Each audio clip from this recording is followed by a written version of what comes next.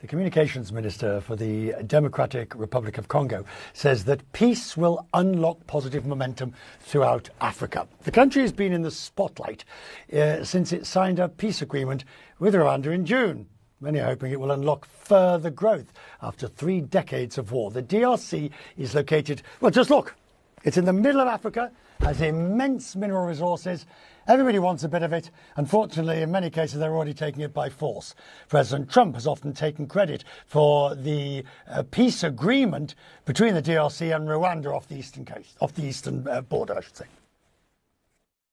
I ended 7 wars, and in all cases, they were raging with countless thousands of people being killed.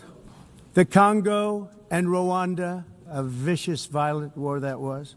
No president or prime minister, and for that matter, no other country has ever done anything close to that. And I did it in just 7 months. Now, the minister, Patrick Muyaya, tells me he welcomes President Trump's involvement. Still, he says there's more to be done. The minister says the rebel group M23 is continuing to cause great violence, and he's accusing Rwanda of using M23 as a proxy. So, when you take the fact that there is still fighting, is the peace deal just a fiction?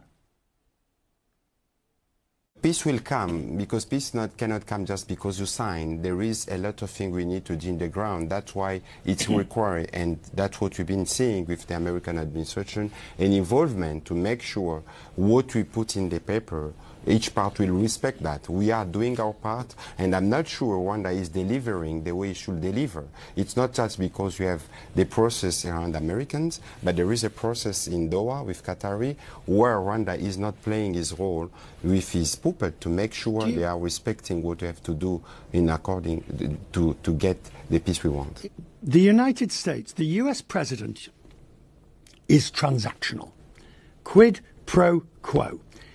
Therefore, the price for greater involvement in the DRC is likely to be greater access to your extremely valuable rare earth minerals, which everybody wants to get hold of. Now, we know China is already a major partner of yours. You know, in DRC there is place for every country, China, United States, because the country is huge and there is a lot of potential. What we've been seeing with the President Trump is not only, as you said, a transactional deal, no. First, I think he's working to bring back peace, to make sure children can get to school, to make sure women won't be raped. But at the same time, we have a strategic partnership with the United States for years now, and in between, we are talking about not only about mineral resources, we are talking about energy, we are talking about environment, we are talking about infrastructure, because the DRC, and I will finish there, is one of the most important countries in the world, not only because we have all those strategic minerals, because of our position in the middle of Africa with 9 neighbors, and we have the Lobito Corridor project, which is funded by Americans, which is a very good example of what we can do for us and for Africa. Finally, I wanted to come back to this idea of the eastern part of the country. People like myself who've covered Africa for decades get weary. Get weary with the wars that never seem to end. The corruption that gets a bit better but never really gets much better in terms of, I'm not talking about your country per se, I'm talking about, collectively. I wonder at what point does Africa gain its potential? Does it rise? Africa, the phrase Africa rising, it's been rising so long, you'd have thought it would have risen by now. You know, Africa is the youth of the world, because you have these youth, human resources first, we have those mineral resources. When you have to look at the situation in DRC, or the potential in DRC, it's very huge. Just a small reminder, in 1942, when Manhattan Project started, the uranium used for Little Boy came from DRC, came from Chikolembe. And I don't need to remember you what happened 100 years ago with the King Leopold of Belgium, because he was like the king we've been using DRC as for economic reason, and you remember Weber, etc. The country has the full potential.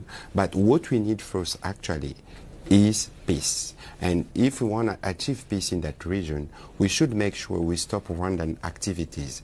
Because after the genocide in 1994, since that period, Rwanda started creating proxies.